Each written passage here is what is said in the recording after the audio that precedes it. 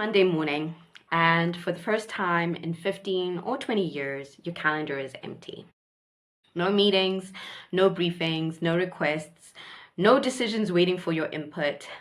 The calendar that used to fill itself, the structure that told you exactly where to be and exactly what to do and exactly how important you were, it is just silent. You expected relief. You had been ready to leave for long enough that you assumed the departure would feel like exhaling. And in some ways, it did. But underneath the relief was something you had not prepared for.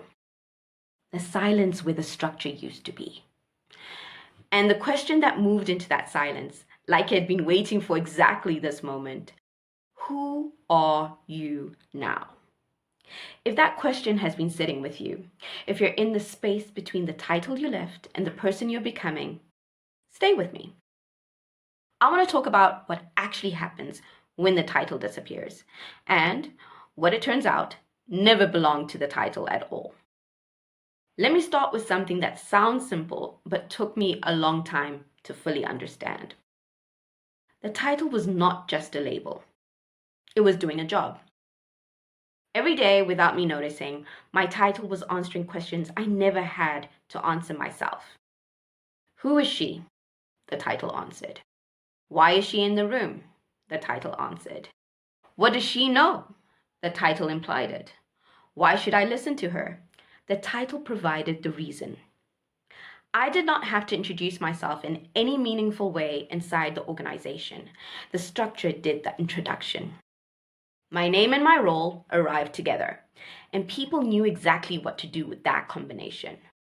When I left, I kept my name. The role disappeared. Suddenly, I had to answer all the questions the title had been answering on my behalf for the first time, in my own words, to people who had no existing frame for who I was. That is harder than it sounds.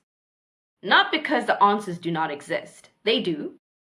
They're inside 20 years of work and thinking and hard-won pattern recognition. Finding language for something you have never had to articulate because the institution always articulated it for you, that takes time. And in the gap between leaving and finding that language, there is a period that most people do not talk about honestly. Here's what I remember most vividly about the first weeks. The calendar that used to fill itself is silent. No meetings arriving, no decisions waiting, no daily confirmation that you were needed somewhere by someone for something specific. That absence is louder than anyone warns you it will be.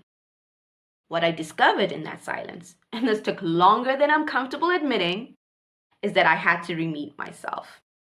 Not the professional version, not the version with the job title and the corporate email address and the organizational chart position, the version underneath. The ambitious one. The one who had always known she was capable of more than the structure was allowing. The cautious one. The one who had learned inside large organizations that visibility has a cost and had quietly learned to manage that cost by staying slightly below the line of full visibility.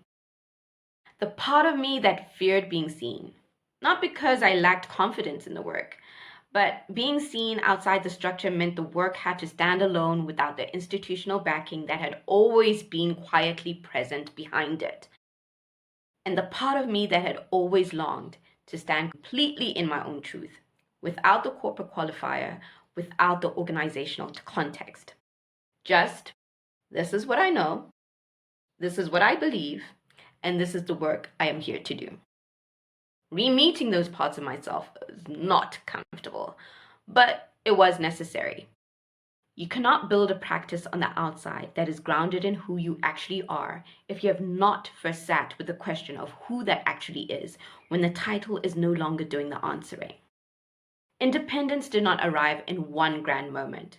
I want to say that clearly because I think we tell a version of the story that makes it sound like there's a turning point, a day when everything clicked and the path became clear.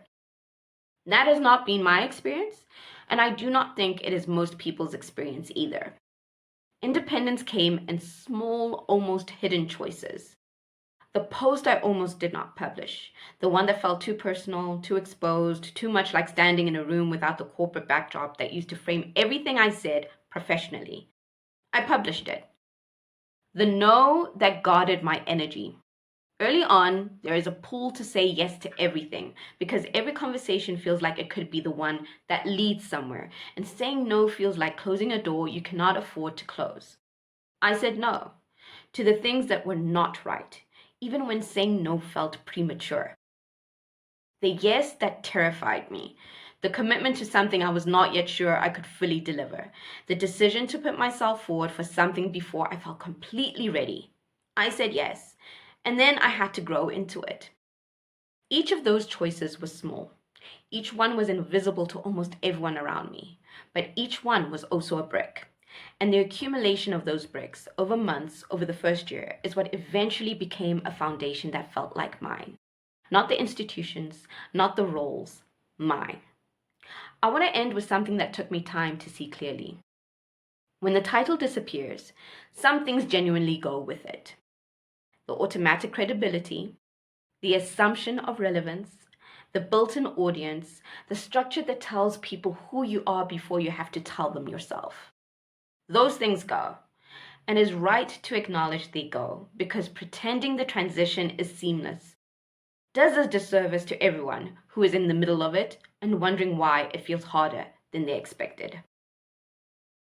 But here's what does not disappear: the 20 years of pattern recognition, the method you developed, refined, and applied across industries and teams, and the challenges that kept arriving in different forms. The relationships with people who knew your work before they knew your title. The ones who followed you, not the role, and who are still there. The clarity about what you actually believe, what you will stand for, what work feels like when it is aligned with the thing that has always been driving you, even when the institutional context was framing it differently. Those things do not go with the title. They were never the titles to take. The work of the transition, the real work, is learning to build with what remains. And what remains, it turns out, is more than enough. If you're in this transition right now, or approaching it, I want to ask you one question. Not what is next, not what are you going to build, just this. What part of yourself have you been waiting to re-meet? That question is usually where the next chapter actually begins. The question is yours to sit with. The answer needs a structure to land in. Watching this gives you the question. The Legacy Blueprint session gives you the answer specific to you, your expertise, and what you're actually building next. 90 minutes, one conversation, a blueprint that belongs to you, not the title you left, not the organization that held it.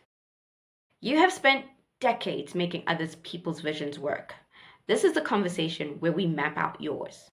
The link to book is in the description below. And if you're not ready yet, leave your answer to that question in the comments.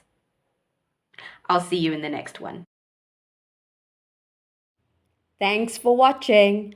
Don't forget to like, comment, subscribe, and hit the bell notification so you know when I drop a new video, and share.